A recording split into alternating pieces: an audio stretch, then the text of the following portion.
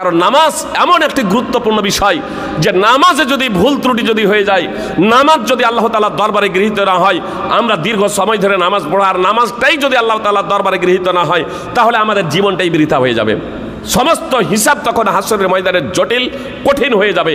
আর নামাজের হিসাবটা যদি আমাদের যদি সঠিক হয়ে যায়, নামাজে যদি আমরা যদি উত্তীর্ণ হয়ে যাই, নামাজে যদি আমরা যদি সফল হয়ে যাই, তাহলে বাকি তখন হিসাবগুলো আমাদের জন্য তুলনামূলক সহজ হয়ে যাবে। এই জন্য আমাদেরকে নামাজের বিষয়ে অত্যন্ত মনোযোগী হতে হবে। শুধু নামাজ বলে নয়, আমি আপনাদের যে বিষয়টা বললাম যে আমরা সময় দেব কেন, এই সময় দেব আমরা নিজেদের জন্যই, এই নিজেদের জন্যই। আল্লাহ তাআলা পবিত্র কোরআনে বলেন, ইয়া আইয়ুহাল্লাযীনা আমানু আলাইকুম আনফুসাকুম লা ইয়াদুররুকুম মান দাল্লা ইযা হাদাইতুম।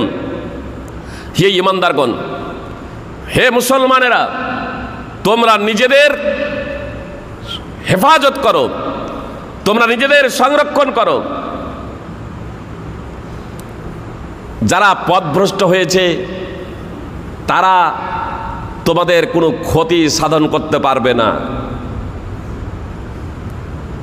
আল্লাহ তাআলা অত্র আয়াতে স্পষ্টভাবে বলছেন, তোমরা যদি তোমাদের নিজেদের হেফাজত সংরক্ষণ করো, তোমরা যদি তোমাদের নিজেদের যদি খেয়াল রাখো, তোমাদের নিজেরা নিজদের যদি যত্ন নাও, তাহলে যারা পথভ্রষ্ট হয়েছে, গুমরাহ হয়েছে, তারা তোমাদের কোনো ক্ষতি করতে পারবে না। লা ইয়াদুররুকুম মান দাল্লা ইযা হাদাইতুম।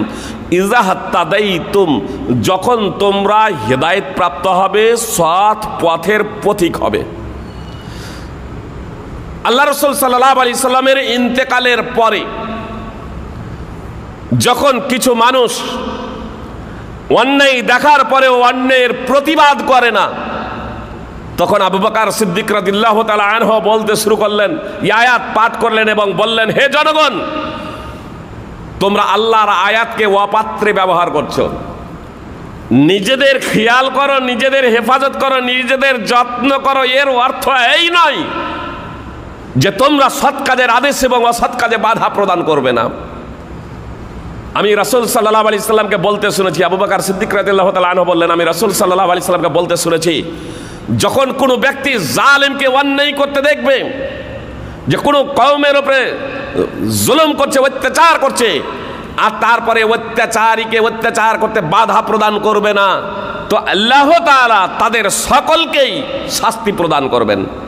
সুনানে আবি দাউদ, সুনানে তিরমিজি, সুনানে ইবনে বা বিভিন্ন হাদিস গ্রন্থে হাদিস রয়েছে। তো রাসূল সাল্লাল্লাহু আলাইহি সাল্লাম স্পষ্টভাবে বলেন, আর কোরআনের আয়াতের প্রতিও যদি আমরা বিশেষ মনোযোগ দিই তাহলে স্পষ্ট হয়ে যাবে। আল্লাহ ওখানে বলেছেন, তোমাদের বিরুদ্ধাচারীরা যারা পথভ্রষ্ট হয়েছে, যারা গুমরাহ হয়েছে, তারা তোমাদের কোনো ক্ষতি করতে পারবে না। ইযা হাদাইতুম, একটা শর্ত দিয়ে দিয়েছেন যে তোমরা যখন সৎ পথের পথিক হবে, আর সৎ কাজের আদেশ এবং অসৎ কাজে বাধা প্রদান, এটা হলো একটি অপরিহার্য কর্তব্য। তো এই কাজ ছেড়ে দিয়ে আপনি সৎ পথের পথিক হবেন কেমনে? এটা গুরুত্বপূর্ণ একটি বিষয়। সুতরাং হুযায়ফা ইবনুল ইয়ামান রাদিয়াল্লাহু তাআলা আনহু সূত্রে বর্ণিত, রাসূলুল্লাহ সাল্লাল্লাহু আলাইহি সাল্লাম বলেছেন, ওয়াল্লাযী নাফসি বিয়াদিহি লা তা'মুরুনা বিল মা'রুফি ওয়া লা তানহাবুনা আনিল মুনকার আও লা ইউশিকান্নাল্লাহু আন ইয়াবআসা আলাইকুম ইকাবাম মিন সুম্মা তাদউনাহু ফালা ইউস্তাজাবু লাকুম।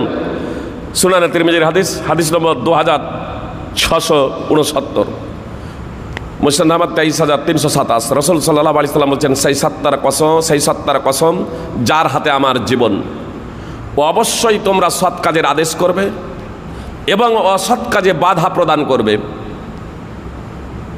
অবশ্যই তোমরা সৎ কাজের আদেশ করবে এবং অসৎ কাজে বাধা প্রদান করবে। আর এই সৎ কাজের আদেশ এবং অসৎ কাজে বাধা প্রদান যদি তোমরা না করো, আল্লাহ বলছেন, তাহলে অবশ্যই, রাসূল সাল্লাল্লাহু আলাইহি সাল্লাম বলছেন, তাহলে অবশ্যই আল্লাহ তাআলা নিজের পক্ষ থেকে শাস্তি প্রেরণ করবেন। সুম্মা তাদউনাহু, মুহাম্মদ সাল্লাল্লাহু আলাইহি সাল্লাম বলছেন, তারপরে তোমরা দোয়া করবে, আর তোমাদের ফালা ইউস্তাজাবু লাকুম, তোমাদের দোয়া কবুল হবে না।